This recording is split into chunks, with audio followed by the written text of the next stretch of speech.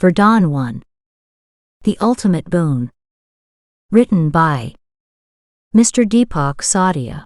Chapter 14. Extraordinary Farmland. Batuk, batuk, batuk.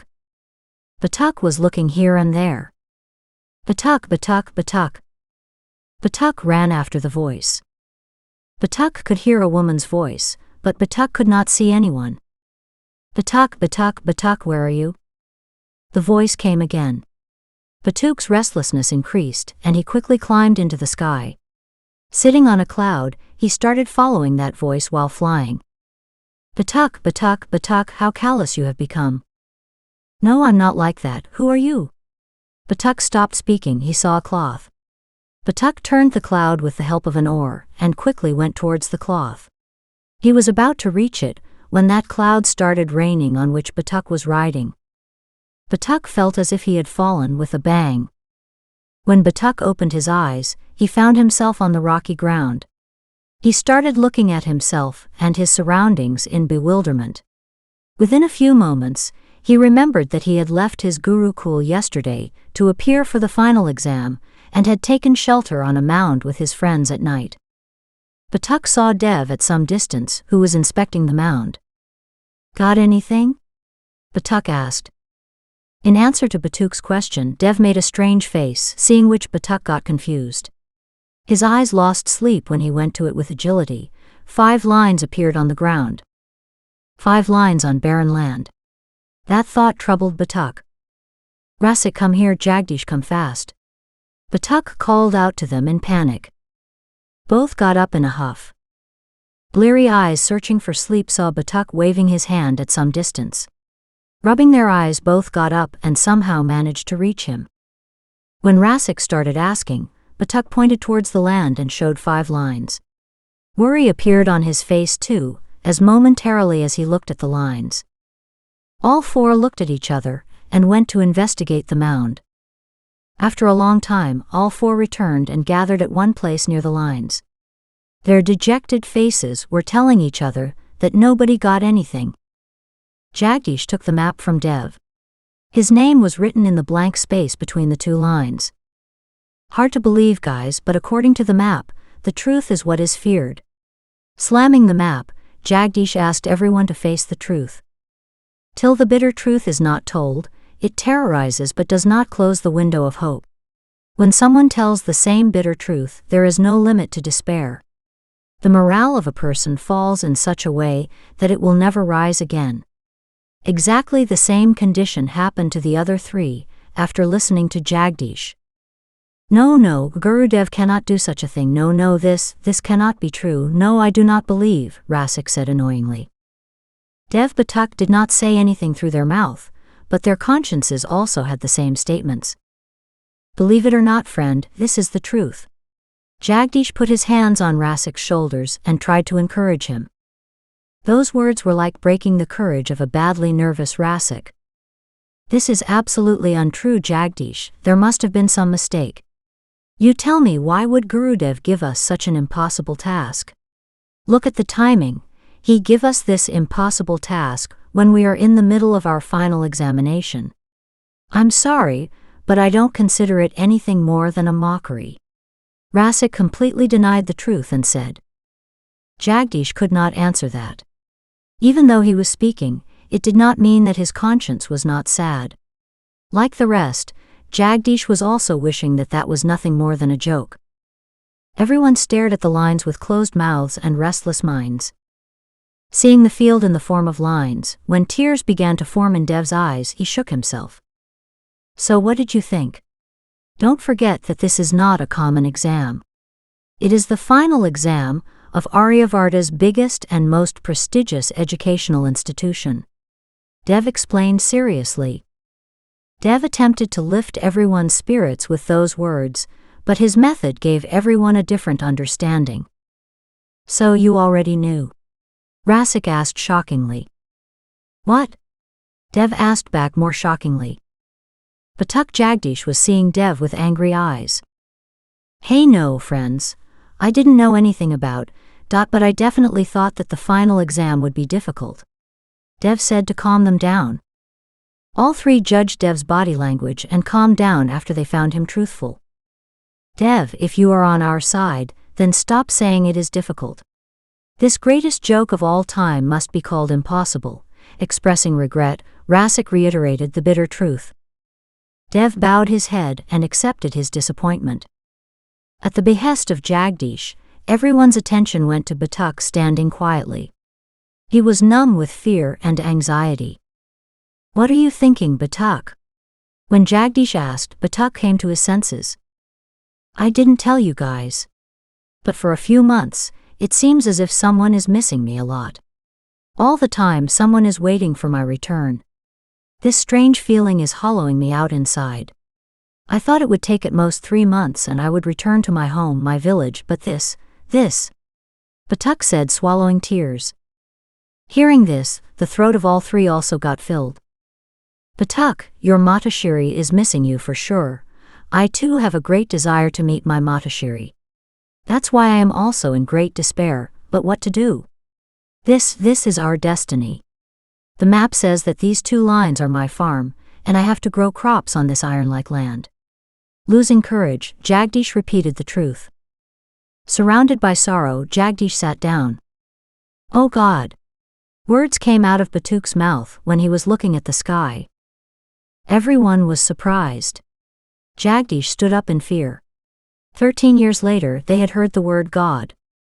Remembering God as a Shisha of Gurukul, are you all right, friend? Dev asked seriously. Dev, how can I be all right? Do you know why God suddenly came into my mouth? It is because just now I remembered Gurudev's wording.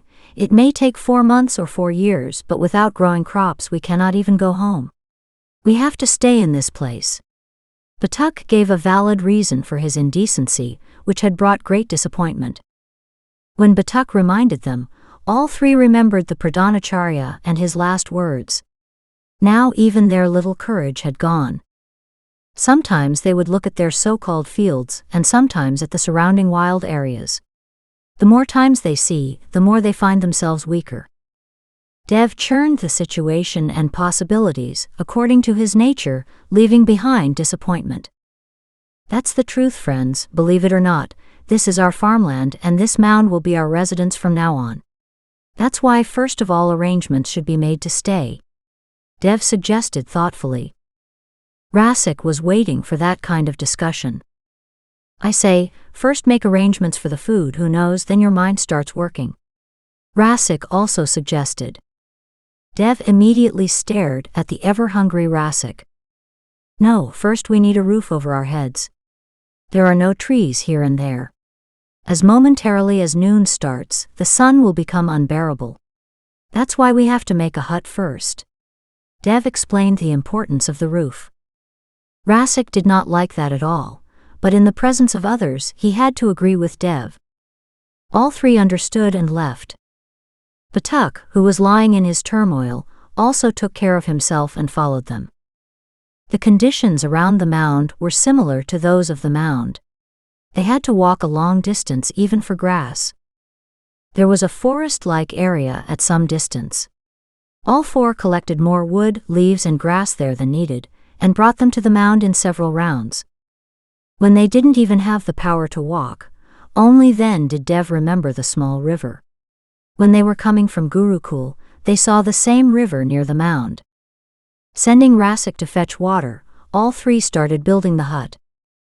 Seeing Rasik leaving, Batuk felt for a moment that he should call Rasik back, went to his place himself, and ran away to his home on the pretext of getting water and never came back again. Batuk could do this because the tradition of Uttarasadaka Gurukul gave him the right to do so. Nothing was ever imposed on anyone in Uttarasadaka Gurukul. Acharya used to tell the children that if you do this then, you will get these results, and if you do that, then you will get those results.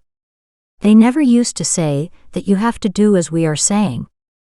An incident that happened with Rasik was also direct proof of the fact that no one was ever forced in Uttarasadaka Gurukul, even if the thing being said is for the best of that person. Acharya Kamleshwar of Culinary Science, once while discussing Vishma Ahar's non-cooperative diets in his class, said that salty or sour things should not be consumed along with milk and milk products. These fall under the category of Vishma Ahar's non-cooperative foods, which means that the food will create toxic chemicals in the human gut. The adverse consequences, which a person may have to bear immediately and also after some time. Rasik thought of researching the words of Acharya Kamleshwar. He decided to do research in collaboration with a student from his senior class. Like Rasik, the student was also fond of food and drink, so he readily agreed to dietary experiments. Rasik started using salty things with milk, and the other students started eating sour things with milk. A week later, the two young scientists were almost brought back from death by the Vaidyas of Uttarasadaka.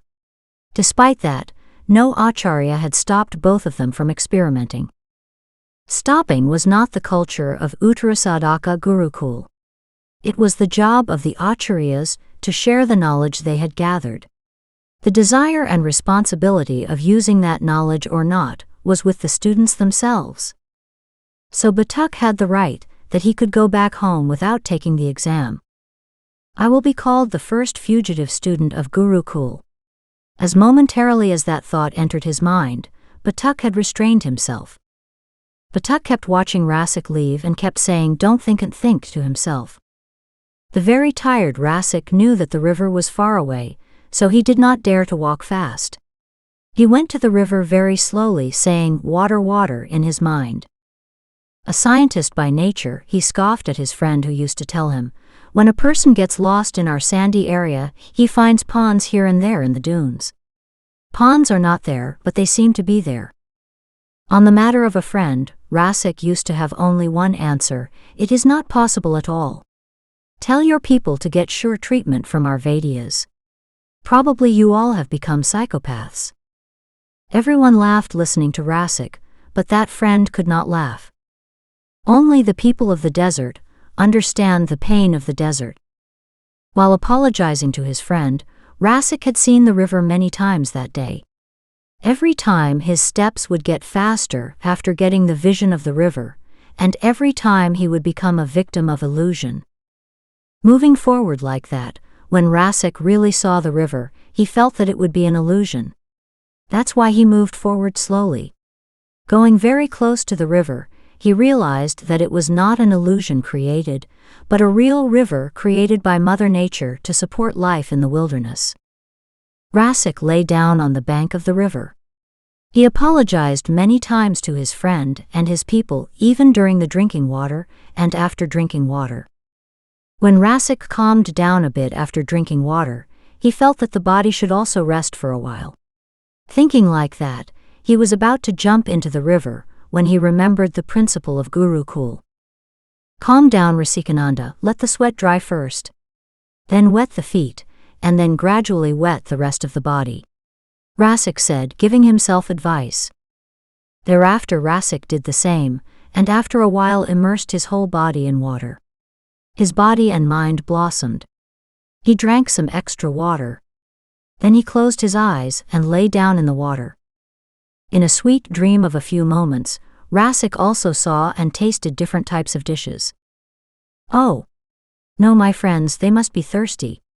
As momentarily as this thought came, Rasik immediately came out of the water. By drinking river water and taking a bath, Rasik's body had already got new energy, so he immediately took the path of return full of kalash, urn. Rasik was as slow in coming as he was agile in leaving. Rasik quickly returned to the mound. On seeing him, his friends, looking like withered flowers, stood up. All three drank water and thanked Rasik. By drinking water, energy was transmitted in all three bodies. They didn't want to let that energy go to waste, so with little respite all three went back to work. Rasik also supported them fully. While all three were focused on building a cottage, Batuk was still worried about the crop. He had secretly cried twice. An unwanted pain was still causing a pang in his mind. He began to feel that his mother's health must have deteriorated. She would want to see him. The pain of not being able to reach her was becoming unbearable for him. By evening, the roof of the cottage was ready. Dev laughed, thinking in his mind that to avoid the sun he had thought of making a roof, but that sun came and went.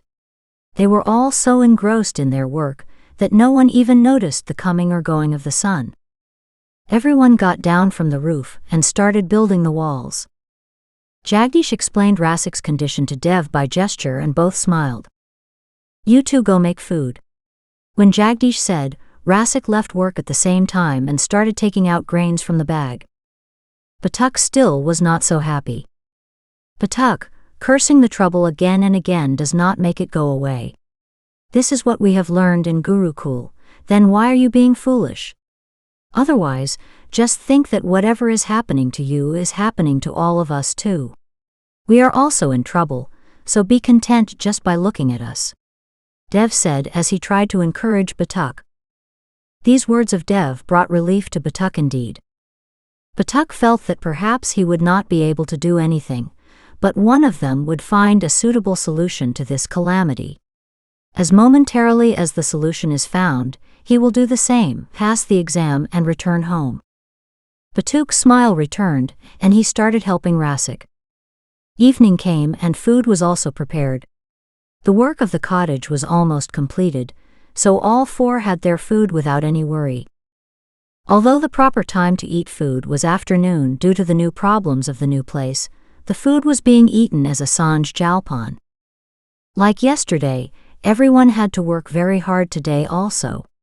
Therefore, like the previous night on the mound, tonight too, due to exhaustion, everyone fell asleep while sitting outside the cottage looking at the stars. "Don't do this, Jagdish. Your friends will go ahead but you'll be stuck here, like I was." All of them became eminent acharyas, but no one remembers Dharmadakari. Acharya Dharmadakari said, and ran away into the water. Little Jagdish looked back. The children of Gurukul were coming towards him riding on the strong waves. Little Jagdish started running, but his feet could not lift. He started crying and tried to run away, but his legs were not lifting. There was a flood of water, and little Jagdish drowned in the water.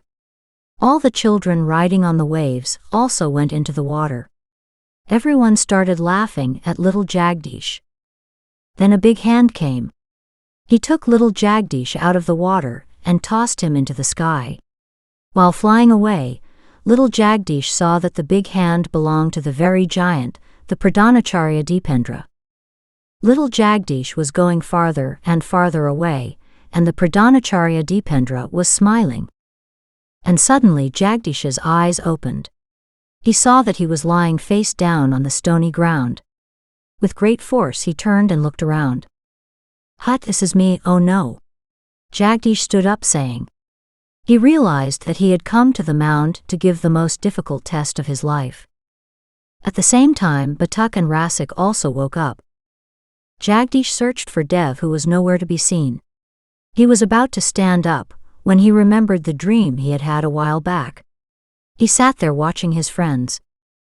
"Isn't that dream going to become my reality? My 3 friends are much richer than me, and I, the son of an insignificant farmer, my father had sent me to Gurukul with great hopes, and I?" Saying, he looked at the ground where the lines had been drawn. Jagdish got up and went near those lines and stood in the part which was named Jagdish's field on the map.